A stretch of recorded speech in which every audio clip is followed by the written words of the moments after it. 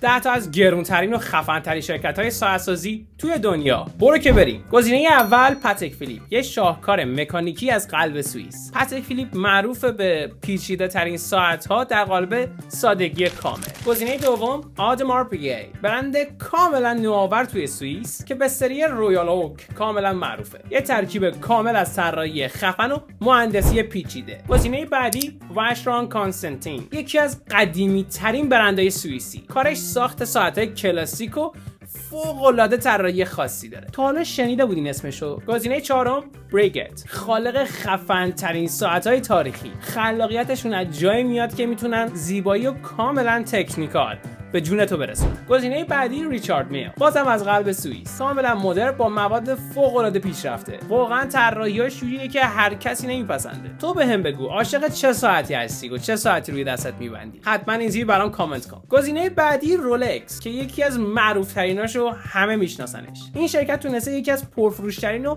نماد لوکس بودن باشه توی جهان. گزینه بعدی ایگرلی کالچر، این برند ساعت‌سازی هم باز تو سوئیسه. یکی از نوآوریاش تو ساعت‌های مکانیکی بوده و یکی از محبوب تریناش مدل ریورسوه که کاملا بهش معروفه. گزینه شماره 8 هابلوت که همه دوستش دارن، یه طراحی کاملا مدرن و مشهور به بیگ بنگ. جالبه بدونید تو یه سری از مدلاش موادی مثل کربن و طلا استفاده میکنه. گزینه شماره 9 ساعت‌های اومگا، یکی از برنداییه که با ناسا همکاری میکنه و تمام ورزشکارا و خلبانا دوستش دارن چون یکی از دقیق تریناست. گزینه شماره 10 پنری، یه ساعت ایتالیایی سوئیسی که طراحی کاملا بزرگ و خاصی داره. اکثرا مخصوص غواصا خیلی میپسندنش. امیدوارم لذتشو برده باشین. اگه اهل ساعتایی حتما اینجوری برام کامنت کن و مدل ساعتت یادت نره. تا درود دیگر، بدرود.